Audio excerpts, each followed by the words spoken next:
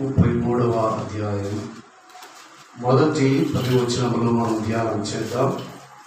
మొదటి 10 వచనములను మనం ధ్యానం చేద్దాం. మనము వచనం మార్చి వచనాన్ని చదువుకొని ప్రభు యొక్క మహిమ కొరకు మనం వాడపడదాం. దేవుని యొక్క వాక్యములో నుండి ఆదికాండం 33వ అధ్యాయము మొదటి 10 వచనములు. ఒక వచనాన్ని నేను చదువుతాను, తరువాత వచనాన్ని మీరందరూ కలిసి చదవండి. యాకోబు కన్నులెత్తి చూచినప్పుడు ఏశావును అతనితో 400 మంది మనుషులను వచ్చుచున్నది.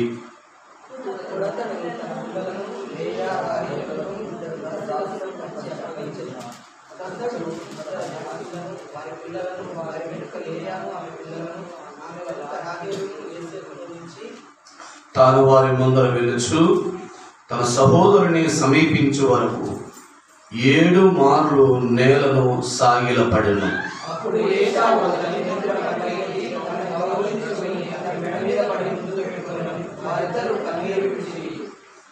ఏశావు కన్నులెత్తి ఆ స్త్రీలను పిల్లలను చూచి, వీరు నీకేమి కావాలని అడిగినందుకు అతడు, వీరు దేవుడు నీ సేవకునికి దయచేసిన పిల్లలే అని చెప్పారు.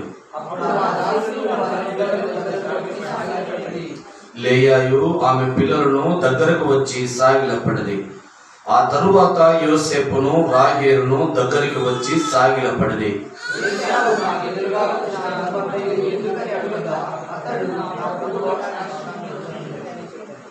అప్పుడు ఏశావు, సహోదరుడా, నాకు కావలసినంత ఉన్నది, నీవే ఉంచుకోమని చెప్పాను.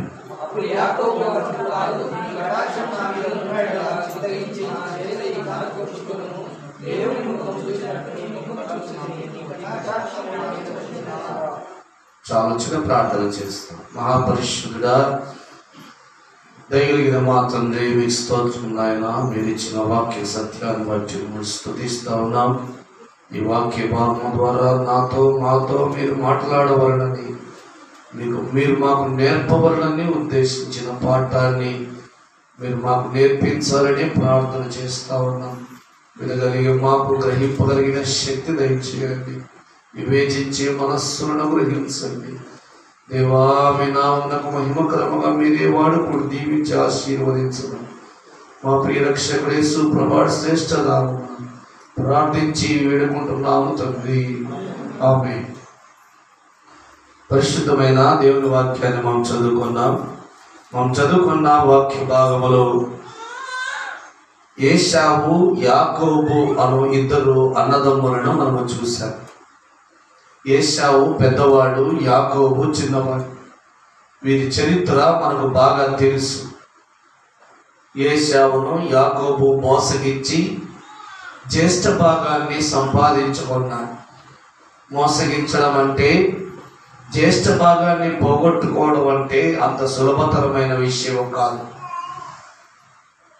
జ్యేష్ఠ భాగం అంటే ఇశ్రాయేలు వారి ఆచార సాంప్రదాయ ప్రకారము జ్యేష్ఠ భాగం అంటే జనములలో ప్రధానుడుగా ఎంచబడతాడు. జ్యేష్ఠ భాగం అంటే జనములలో ప్రధానుడుగా ఎంచబడతాడు. ఇప్పుడు యాకోబు ఇస్సాకు యొక్క సంతానములో ప్రధానుడుగా ఎంచబడవలసిన వారెవరు? ఏశావు. జ్యేష్ఠ భాగాన్ని బట్టి చూస్తే, జ్యేష్ఠత్వాన్ని బట్టి చూస్తే ఏశావుకు రావాలి. కానీ ఈ జ్యేష్ఠ భాగాన్ని యాకోబు తన అన్నను, తన తండ్రిని మోసగించి జ్యేష్ఠ భాగాన్ని పొందుకున్నట్టుగా మనం చూసుకున్నాం.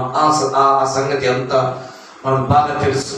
కాబట్టి గమనించండి, ఆయన యాకోబు ఇలాగూ తన అన్నను అనేక పర్యాయాలు మోసగించాడు. కలగూర వంటకం వండుతూ, ఆకలి అవుతుందిరా నాయన, నాకు కొంచెం భోజనం పెట్టురా అంటే ఏమన్నాడు? నీ జ్యేష్ఠ భాగం అంతా నాకు ఇస్తే నేను నీకు నా వంటకం పెట్టి నీకు ఆకలి తీరుస్తా అన్నాడు.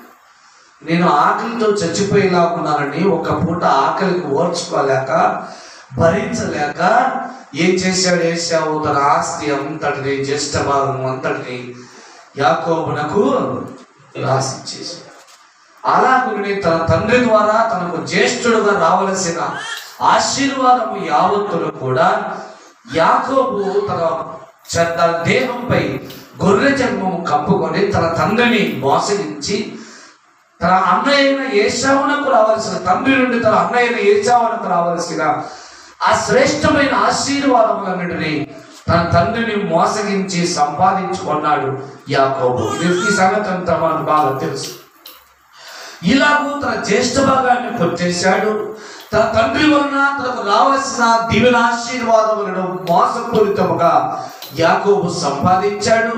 వీటన్నిటిని బట్టి తన అన్న తనను చంపుతాడేమో అని తల్లి రిబ్కా భయపడి, నాయనా నీ మేనమామ లాబాను కనాను దేశంలో ఉన్నాడు, నీవు నీ అన్న కోపము చల్లారేంత వరకు అక్కడ ఉండు అని తన కొడుకు అయిన యాకోబును కనాను దేశములకు లాబాను యొద్దకు, తన అన్న అయిన లాబాను యొద్దకు పంపించేసి లాబాను ఎంట అనేక సంవత్సరాలు జీతాలు చేశాడు. లాబాను యొక్క గొర్రెలను మేపాడు. లాబాను చిన్న కుమార్తె అయిన రాహేలును బహుగా ప్రేమించాడు. యాకోబు మోసం చేయడమే కాదు, మోసగించబడడంలో కూడా దిట్టయ్యాడు. ఎందుకంటే రాహేలును ఎంతగానో ప్రేమించాడు. తన మామ తన గొర్రెలను మేపినందుకు తన కూతురునిచ్చి పెళ్లి చేయాలనుకున్నాడు. అందుచేత సంతోషం మామ, నీ కూతురునిస్తే వద్దంటానా అన్నాడు. సరే అని కూతురునిచ్చి వివాహం చేశాడు. ఆ రాత్రి గడిపిన తర్వాత తెలిసింది, మనోడు చిన్నమ్మాయిని ప్రేమిస్తే వారి మామ పెద్దమ్మాయిని ఇచ్చాడని అర్థమైపోయి బహుగా బాధపడ్డాడు. మామతో బాధపడ్డాడు. ఏమన్నాడు, మరి పెద్ద బిడ్డను అలాగే పెట్టుకొని చిన్న బిడ్డకు ఎవరైనా వివాహం చేస్తారా? నీవు రాహేలును ప్రేమించావా? ఆ సంగతి నాకు తెలియదు అయ్యా. అట్లయితే నీకు రాహేలు కావాలంటే మరి 7 సంవత్సరాలు నాకు జీతం చేయ అన్నాడు. మళ్ళా ఏం చేయాల్సి వచ్చింది? మళ్ళా 7 సంవత్సరాలు జీతం చేయవలసి వచ్చి ఎంతగానో ప్రేమించిన రాహేలును వివాహం ఆడి రాహేలును ప్రేమించి పెళ్లి చేసుకొని, మరి ఎంతో ఇష్టపడి పెళ్లి చేసుకొని సంతానం అంతా అయిన తర్వాత ఒక దినమున తన అన్న, తన సహోదరుడు, తన తండ్రి నివసించే దేశానికి తిరిగి రావాలనుకున్నాడు. ఎక్కడికి రావాలనుకున్నాడు? తన తండ్రి ఇంటికి తిరిగి రావాలనుకున్నాడు. ఒక మాటలో చెప్పాలంటే ఏమనాలి? ఇప్పుడు తన తండ్రి ఇంటికి తిరిగి రావాలనుకున్నాడు. తన తండ్రి ఇంటికి తిరిగి వస్తే తన అన్న ఎంతో బలాఢ్యుడైపోయాడు, శక్తివంతుడైపోయాడు. ఈరోజు తన అన్న యాకోబుడు ఏం చేస్తాడో అని బహుగా భయపడుతూ ఉన్నాడు. ఈ సంగతి అంతా మనకు తెలుసు. బహుగా భయపడుతూ ఉన్నాడు. నా అన్న నన్ను ఏమైనా చేస్తాడేమో, తనకు నేను చేసిన మోసాన్ని బట్టి, తనకు తన నేను జరిగించినటువంటి మోసపు కార్యములను బట్టి నా అన్న నన్ను ఏమైనా చంపేస్తాడేమో, నన్ను ఏమైనా బాధ పెడతాడేమో, ఇబ్బంది పెడతాడేమో అని హృదయం బహుగా కృంగిపోతా ఉన్నాడు, నలిగిపోతా ఉన్నాడు. ఏది ఏమైనా తన తండ్రి ఇంటికి చేరుకోవాలి కాబట్టి తన మామ యొద్ద సెలవు పుచ్చుకొని బయలుదేరి తన తండ్రి ఇంటికి వస్తా ఉన్నాడు. వస్తా ఉంటే తన అన్న యొక్క గుబులు, తన అన్న యొక్క భయము యాకోబు హృదయము దడదడలాడిపోతా ఉంది. ఏం చేశాడంటే ఈ యొక్క తనకు ఉన్నటువంటి గొర్రెలు, గొడ్లు, ఒంటెలు, ఈ మందలన్నిటిని ముందు పెట్టాడు. ఆ మందలలో శ్రేష్టమైనవి తన అన్న కొరకు కానుకలను ఇయ్యాలని ముందర పెట్టాడు. ఆ తర్వాత తన కొరకు ఉంచుకున్న వాటిని వెనకలు పెట్టాడు. ఆ తర్వాత దాసీలను, దాసి పిల్లలను పెట్టాడు. ఆ తర్వాత లేయాను, లేయా పిల్లలను పెట్టాడు. ఆ తర్వాత రాహేలు కుమారుడైన యోసేపును పెట్టాడు. గమనించండి, రాహేలుని ఎంత ప్రేమించాడో దీన్ని బట్టి మనకు అర్థమవుతుంది. ఏం చేశాడు? మొదట తన అన్నకు కానుకలు పెట్టాడు. తర్వాత తనకు ఉన్నటువంటి గొర్రెలు, గొడ్లు పెట్టాడు. ఆ తర్వాత దాసీలను, దాసి పిల్లలను పెట్టాడు. ఆ తర్వాత లేయాను, లేయా పిల్లలను పెట్టాడు. ఆఖరిని ఎవరిని పెట్టాడు? ఒకవేళ నా అన్న వచ్చి నా మీద పడితే ఈ పశువులు, ఈ యొక్క దాసి పిల్లలను, లేయా పిల్లలను దాటుకొని పోయేసరికి రాహేలు పిల్లలు ఏమైపోతారు? పారిపోవచ్చు కదా అనే ఉద్దేశం తనలో ఉన్నట్టుగా మనకు కనబడతా ఉంది. ఎందుకు? రాహేలుని ఎంతగానో ప్రేమించాడు గనక రాహేలు పిల్లలను వెనకన వేచాడు. సరే, మన సబ్జెక్ట్ ఇది కాదు, మనం ముందుకు వెళ్ళిపోదాం. ఇలాగూ తన అన్న సమీపిస్తా ఉన్నాడు.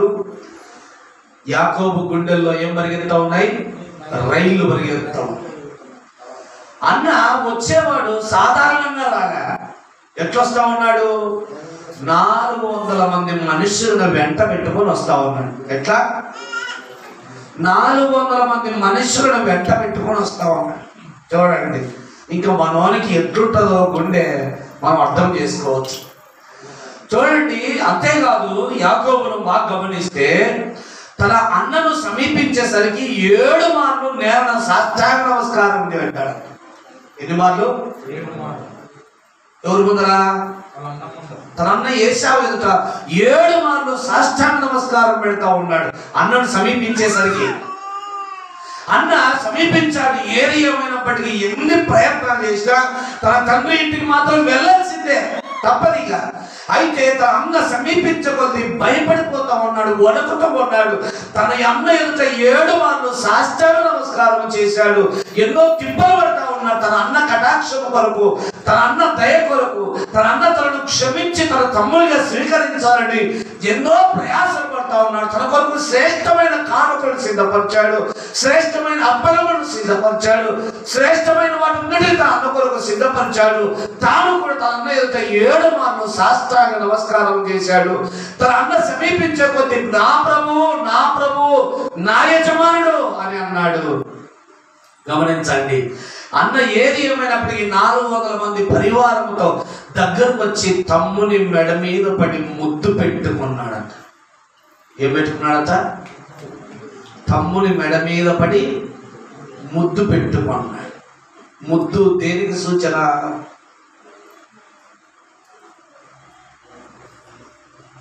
ముద్దు వారి సంపూర్ణ అంగీకారమునకు సూచన, వారి సంపూర్ణ ప్రేమకు సూచన, వారి సంపూర్ణమైన హృదయపూర్వకమైనటువంటి అంగీకారమునకు సూచన. తన తమ్ముని మెడ మీద ఎప్పుడైతే ముద్దు పెట్టుకున్నాడో అప్పుడు యాకోబు గుండెల్లో పరిగెత్తుతున్న రైళ్లన్నీ కొంచెము నిమ్మలించి తనన్న అడిగాడట, ఏమయ్యా ఈ పశువులన్నీ నీవేనా అన్నాడట. అవునయ్యా, ఈ వెనక ఉన్నవి నావి, ముందర వెళ్తున్నవి నా యజమానుడైన మీకు కానుకగా ఇయ్యాలని తీసిపెట్టిన అన్నాడట. ఏమంటున్నాడు? అప్పుడు కూడా ఏమంటున్నాడు? అన్నాడులే. ఏమంటున్నాడు? నా యజమానుడు, నా రాజు. ఎంత తను తాను తగ్గించుకుంటున్నాడో మనం బాగా గమనించాలి ఈ విషయాలన్నింటినీ. నా యజమానుడు నీకు కానుకలు ఇవ్వాలని దాన్ని పెట్టేవయ్యా అన్నాడు. అన్నాడు, పిచ్చోడా, అవన్నీ నాకెందుకురా, దేవుడు నాకు కావలసినంత ఇచ్చాడు అన్నాడు. సరే, ఈ స్త్రీలు ఈ పిల్లలు ఎవర్రా అన్నాడు. అన్నా, వీరంతా నీ దాసుడికి దేవుడిచ్చిన సంతానం అన్నా అన్నాడు. ఏమన్నాడు? అన్న అనలే. అప్పుడు కూడా ఏమంటున్నాడు? నీ దాసుడికి దేవుడిచ్చిన సంతానం అన్నా అన్నాడు. ఇంకా గమనిస్తే చాలా యాకోబు తనను తాను ఎంత తగ్గించుకుంటున్నా అంటే తన అన్న ఎదుట. ఇంకా చూడండి, సరే నీ కానుకలు నాకెందుకు అన్నాడు. యాకోబు అన్నాడు, నా యజమానుని కటాక్షము నా మీద ఉన్న ఇలా దీన్ని తిరస్కరించకూడదు అన్నాడు. ఏమంట?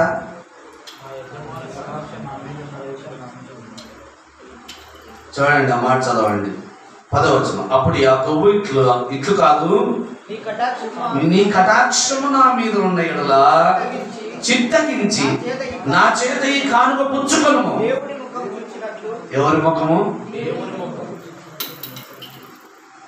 మనుషులు ఎవరిని దేవునితో పోల్చరు యూదులు. కానీ ఏశావుని యాకోబు ఏమంటున్నాడు? దేవుని ముఖము చూచినట్టుగా నేను చూస్తున్నానా అన్నాడు. వీటన్నిటిని ఒక్కొక్కటి ఆత్మీయ అర్థాన్ని మనం ధ్యానం చేయాలి. ఇంకా చాలా విషయాలు ఉన్నాయి. దేవుని ముఖము చూసినట్టుగా నేను చూసినానా, కాబట్టి నీ కటాక్షం నా మీద ఉంటే ఈ కానుకలను నువ్వు తిరస్కరించకూడదు అన్నాడు. ఎందుకు నాయన? దేవుడు నాకు కావలసినంత ఇచ్చాడు అన్నాడు. లేదు లేదు, నీ దాసుని మీద నీ కటాక్షం ఉంటే నువ్వు ఈ కానుకలను తిరస్కరించకూడదు అని చెప్పి బలవంతంగా కానుకలను అంటపెట్టాడు. ఇప్పుడు మనకు దేవుడు నేర్పించాలని అనుకుంటున్నటువంటి పాఠంలోనికి మనం వద్దాం. నరులలో, భూజనులలో, మానవులలో దేవుని దృష్టికి హేయమైన, దేవుని దృష్టికి పాపభూయిష్టమైన, దేవుని దృష్టికి అయోగ్యమైన ఎన్నో కార్యాలు భూలోకమందు జరిగించి, అన్యాయము చేసి, అక్రమము చేసి, తమ పొరుగువాని ఎలా దౌర్జన్యముగా అన్యాయముగా ప్రవర్తించి, మనుష్యుల కష్టార్జితాన్ని దోచుకొని, మనుష్యుల యొక్క ఆ కష్టార్జితాన్ని అన్యాయముగా పుచ్చుకొని, ఎంతో అన్యాయపు జీవితాన్ని జీవించి ఇప్పుడు దేవుని యొద్దకు వచ్చి ఏమంటున్నారు? దేవా, ఇదిగో నీ కొరకు గొర్రె పొట్టేళ్లను తీసుకొని వచ్చాను, నన్ను క్షమించి నా కానుకలను స్వీకరించమని అడుగుతూ ఉన్నారు. గమనించండి, ఎన్నో తప్పిదములను, ఎన్నో దుష్కార్యములను, దేవునికి హేయమైన ఎన్నో కార్యములను సృష్టికర్తను మరిచి సృష్టమును పూజించి, సృష్టికర్తను మరిచి తమకిష్టమైన వాటి వైపు మొదలుకొని దైవిక మార్గాన్ని విడిచిపెట్టి తమకిష్టమైన మార్గమునకు తొలగిపోయి, ఇదిగో తమకిష్టమైన ద్రోవకు తొలగిపోయి, తమకిష్టమైన బ్రతుకు బ్రతికి, తమకిష్టమైంది తిని, తమకిష్టమైంది త్రాగి, తమకిష్టమైనట్టుగా బ్రతికి, తమకిష్టమైనట్టుగా జీవించి దేవుని యొద్దకు వచ్చి సాష్టాంగ నమస్కారం చేసి ఏమంటున్నారు? ఇదిగో నీ కొరకు ఈ కానుకలు పట్టుకొచ్చాను, నీ కటాక్షము నా మీద ఉంచమని అడుగుతా ఉన్నా.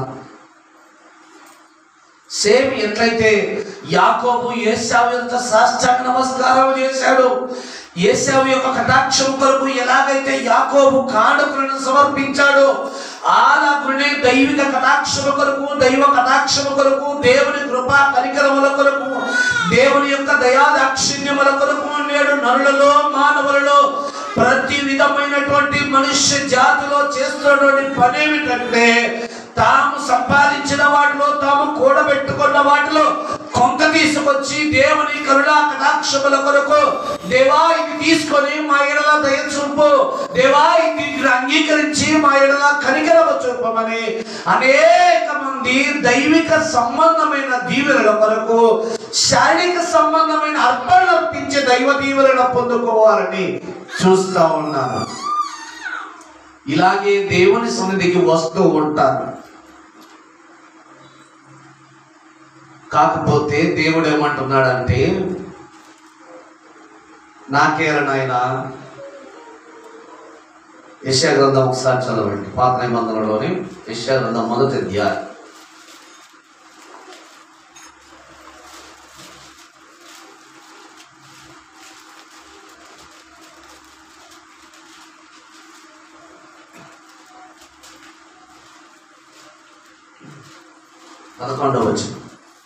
మొదటి అధ్యాయం 11వ వచనం.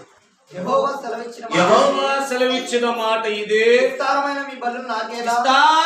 మీ బలులు నాకేలా, దహన బలులకు పొట్టేళ్లను, బాగుగా మేపిన దూడల క్రొవ్వును నాకు వెక్కసమాయను, కోడల రక్తమందైనను, గొర్రెల పిల్లల రక్తమైనను, మేకపోతుల రక్తమైనందును నాకు ఇష్టము లేదు. ఏమంటున్నాడు? నా సన్నిధిని కనబడవలనని మీరు వచ్చుచున్నారే, నా ఆభరణములను త్రొక్కుటకు మిమ్మును రమ్మన్న వాడెవడు?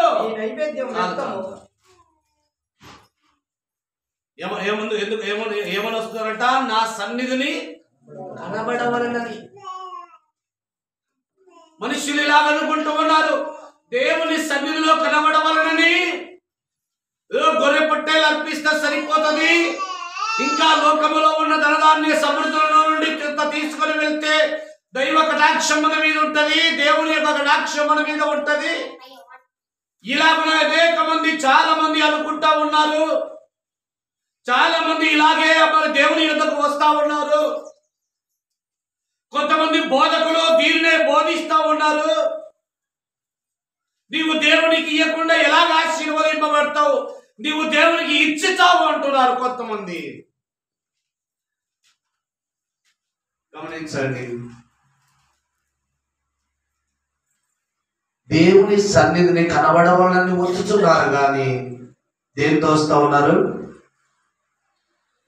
విస్తారమైన గొర్రె పొట్టేలు అనిపిస్తే సరిపోతుంది, సాష్టాంగ నమస్కారం చేస్తే సరిపోతారు, మోకాళ్ళ మీద నడిచొస్తే సరిపోతాది అనుకుంటున్నారు. అయ్యా, ప్రభు ఏమంటున్నాడంటే, నా సన్నిధికి రమ్మన్నవాడు ఎవడు? ఇంకా ముందుకు రాస్తూ ఉన్నాడు,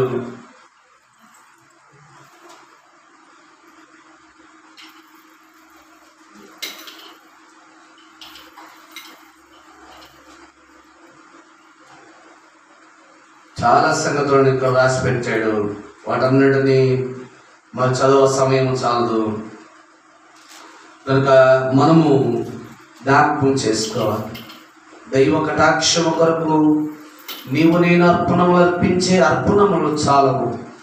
దేవునికి మన అర్పణములు, మన దహన బలులు, మన పొట్టేళ్ళర్పణము, మా సాష్టాంగ నమస్కారాలు దేవునికి వెక్కసమైపోతూ ఉన్నాయి.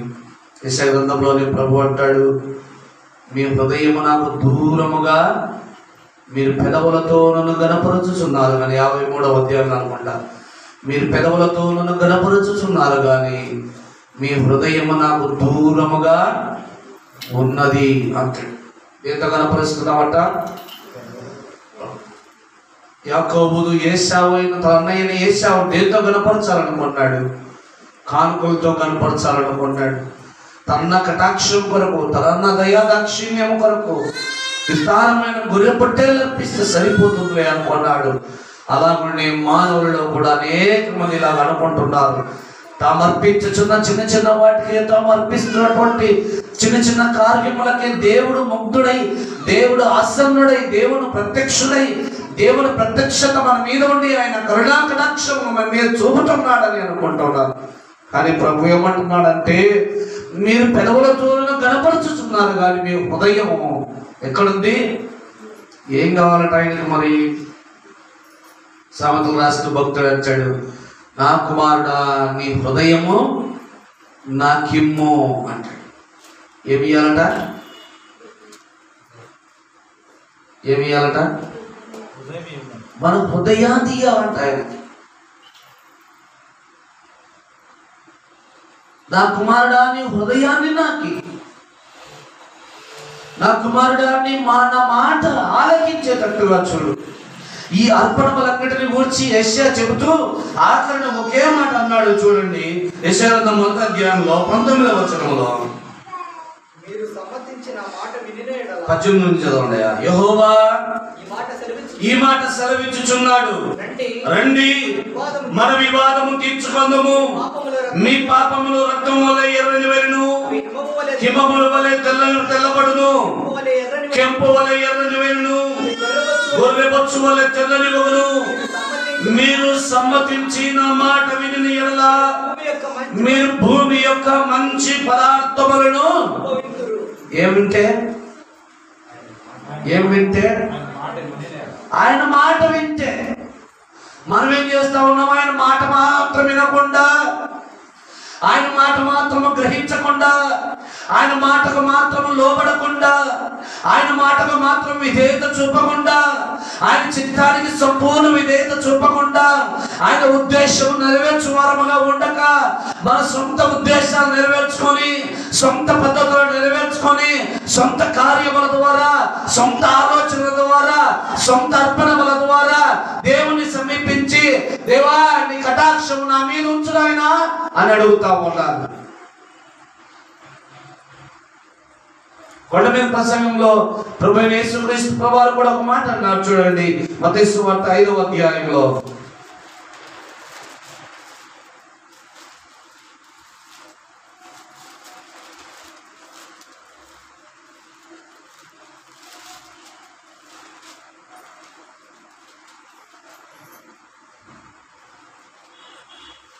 5వ అధ్యాయం 8వ వచనం. హృదయ శుద్ధి గలవారు ధన్యులు, వారు ఎవరు? హృదయ శుద్ధి గలవారు ధన్యులు, వారు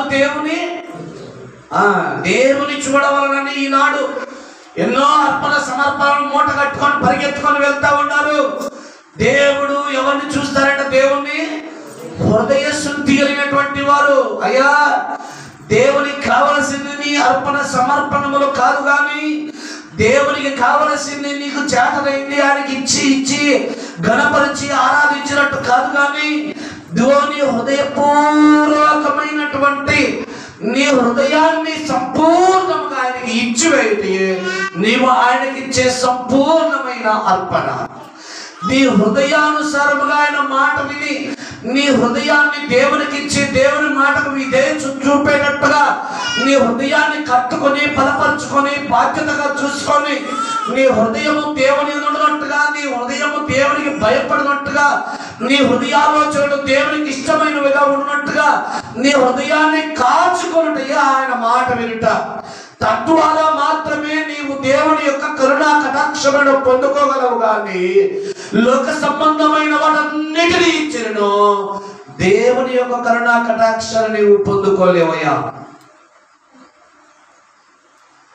రెఫరెన్స్ గుర్తులే కానీ దావీదు భక్తుడు ఒక మాట అంటాడు. ఏమంటాడంటే ఆయన, దేవా, వెండి బంగారం అర్పించదు అనుకుంటున్నా, అవి నీవే. భూములను ఇళ్ళు అర్పించదు అనుకుంటున్నా, అవి కూడా నీవే. నేను ఏమర్పించగలను నాయనా? నా హృదయపూర్వకముగా నేను నిన్ను కృతజ్ఞతాస్తుతులు చెల్లించి స్తుతించి ఆరాధిస్తూ ఉన్నాను అంటాడు ఒక భక్తుడు. కాబట్టి గమనించండి, నీవు వెండి బంగారం అర్పించాలనుకుంటేవా, భూముల ధనధాన్య సమృద్ధులను ఇచ్చేదనుకుంటేవా, అవన్నీ ప్రభు దగ్గర ఉన్నవే కదా, అవన్నీ దేవుడిచ్చినవే కావా, అవన్నీ ప్రభులు ఇచ్చినవే కావా. ఇంకా నీవు ఆయనకి ఏమిచ్చి శరీర సంబంధమైన నీ ధనధాన్య సమృద్ధులలో దేనిచ్చి ఆయన ప్రసన్నతను నీవు పొందుకుంటావయ్యా? కేవలము నీ హృదయాన్నిచ్చి మాత్రమే దేవుని యొక్క కరుణా కటాక్షములను నీవు పొందుకొనగలవు. భూ సంబంధమైన మరి దేని ద్వారాను దేవుని యొక్క కరుణా కటాక్షములను నీవు పొందుకోలేవు. ఎందుకంటే దీనికి కూడా ఏశావు యాకోబుల జీవితాన్ని మనం పరిశీలన చేయాలి. చూడండి, యాకోబు ఎన్నో కానుకలు పెట్టాడు, తన పని మాటలను మొదలు పెట్టాడు, తర్వాత దాసి పిల్లలను పెట్టాడు, లేయలే పిల్లలు పెట్టాడు, రాహేల్ పిల్లలను పెట్టాడు. ఇదిగో ముందర తాను వెళ్తా ఉన్నాడు. ఒకవేళ అన్న నా మీద పడితే వీరందరూ ఒక్కొక్కరుగా తప్పించుకొని పోవచ్చు కదా అని ఆలోచన చేశాడు.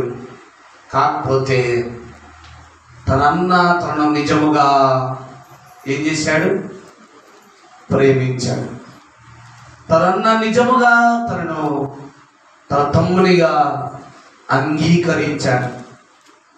ఆ అంగీకారము, ఆ ప్రేమ ఏశావులో లేకపోయి ఉంటే తాను ఎన్ని అర్పణములను అర్పించినా కూడా ఏం చేసి ఉండేవాడు? ఖడ్గం చేత యాకోబు పిల్లలందరినీ సంహరించి ఉండేవాడు. కానీ తన హృదయంలో అలాగూ ఇచ్చయించుకునలేదు. ఏశావు తన ఎడల ఎంతో ప్రేమ చూచాడు, తన తమ్ముని ఎడల ఎంతో దయ చూపాడు, ఎంతో కరుణ చూపాడు, తన తమ్ముని ఎంతో ప్రేమించాడు. నా తమ్ముడు ఏ నియమైనప్పటికీ నా తమ్ముడు నా యొద్దకు వచ్చాడు, నా తండ్రి ఇంటికి సమీపించాడు, నాతో కూడా కలిసి బ్రతుకుటకు నా యొద్దకు వచ్చాడు, నాకు అదే సంతోషం, అదే 10,000 అన్నాడు. కానీ ఏశావునకే ఆ మనస్సు లేకపోతే ఈయన అర్పించిన అర్పణములన్నీ ఏమై ఉండేవి? బొట్టు కూడా చెల్లి ఉండేవి కావు. అలాగనే దేవాది దేవుని యొక్క హృదయం కూడా నీ కొరకు నా కొరకు అలాగూ పరితపిస్తూ ఉంది. నా కుమారుడు ఎప్పుడు నా యొద్దకు వస్తాడు, నా కుమార్తె ఎప్పుడు నా యొద్దకు వస్తుంది, ఎప్పుడు నన్ను అంగీకరించి తన హృదయములో నాకు స్థానం ఇస్తుంది, ఎప్పుడు నన్ను అంగీకరించి తన హృదయములో నా మాటకు సమ్మతించి నన్ను తన హృదయములో చేర్చుకుంటాడు, ఎప్పుడు తన హృదయమందు నా మాటకు సమ్మతించి విధేయత చూపుతాడు, తన హృదయమును సంపూర్ణముగా నాకు ఎప్పుడు అర్పిస్తాడు, తన హృదయాన్ని ఎప్పుడు సంపూర్ణంగా నాకు అర్పిస్తాడని ప్రభువు కూడా ఎదురు చూస్తూ ఉన్నాడు.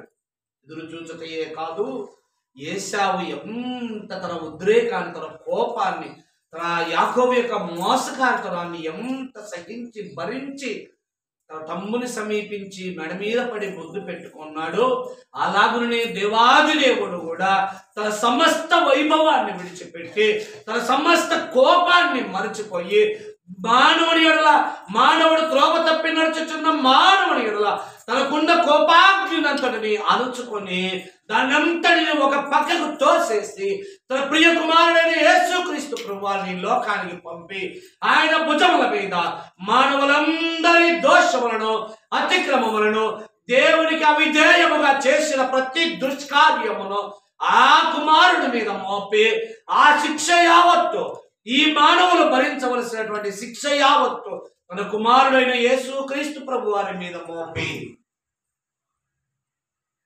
నీ దోషాన్ని, నా దోషాన్ని ఆయన తొలగించి నీ ఎడల, నా ఎడల నేటికి తను నా కరుణ కటాక్షాన్ని చూపుతూ ఉన్నాడే తప్ప తన ద్వేషమును, తన కోపాన్ని చూపలేదు. అందుకే భక్తుడు జ్ఞాపకం చేసుకుంటూ ఉన్నాడు, దేవా నీవు నరుల దోషములను లక్ష్య పెట్టిన ఎడల ఎవడు నీ ఎదుట నిలువగలడు అంటాడు. నరుల దోషములను లక్ష్య పెట్టిన ఎడల ఎవడు నీ ఎదుట నిలువగలడు అంటాడు. కాబట్టి గమనించండి, మన దోషాన్ని ప్రభు లక్ష్య పెట్టి చూస్తే ఎవరము ప్రభు ఎదుట నిలువలేమని ఆయన ప్రేమతో దిగి వచ్చాడు. నువ్వు ఎంత సృష్టికర్తని మర్చిపోయి తిరుగుతా ఉన్నా, నిన్ను కలుగజేసిన వాడిని విడిచిపెట్టి నీవు కలుగజేసిన వాటి వైపు నీవు పరిగెత్తుతా ఉన్నా, నిన్ను సృష్టించిన సృష్టికర్తను మరచి నీకిష్టమైన త్రోవకు తొలగిపోయినా, నిన్ను కలుగజేసిన, నిన్ను నిర్మాణించిన నిర్మాణకులను విడిచిపెట్టి నీవు నిర్మించుకున్నటువంటి వాటి వైపు నీవు పరిగెత్తుచున్నప్పటికీ దేవాది దేవుడు ఆయనే తన కరుణా కటాక్షముతో ఈ లోకానికి వచ్చి మనందరి దోషముల నిమిత్తమై శిలువలో బలి అయి తన రక్తాన్ని కార్చి ఇక మీ పాపములను ఎన్నటికీ ఏం చేయనన్నాడు, జ్ఞాపకము చేసుకొనను అన్నాడు. యాకోబును ఏశావు ఏమన్నాడు, నీవు నా యొద్దకు వచ్చావు, నాకు అదే 10,000, అదే నాకు చాలు, అదే సంతోషం, నాకెందుకు నాయనా ఇవన్నీ అని అన్నాడు. అంత మాత్రమే కాదు, తన తమ్ముని మెడ మీద పడి ఇంత మోసగారి, ఇంత తన జ్యేష్ఠ భాగాన్ని కొట్టేసినోడైనా కూడా తన తమ్ముని మెడ మీద పడి ముద్దు పెట్టుకొని తన తమ్మునిగా స్వీకరించాడు. అలాగునే దేవాది దేవుడు కూడా నీవెట్టి దుష్కార్యము చేసినా, ఎంత అవిధేయతగా నీవు బ్రతికినా, ఎంత దుర్మార్గపు జీవితాన్ని నీవు జీవించినా నీ ప్రభు వైపు మరలితే చాలు. ఆయన నీడల కృప చూపి, ఆయన నీడల దయ చూపి, నీవు ఏమర్పించకపోయినా నీ హృదయాన్ని ఆయనకి ఇస్తే చాలు. నీడల దయ చూపి నిన్ను రక్షించి తన పరలోక రాజ్య వారసునిగా చేసుకున్నట్టుకు ప్రభు సిద్ధంగా ఉన్నాడు. దేవుడి కొద్ది మాటను మన నిమిత్తమై దీవించును గాక.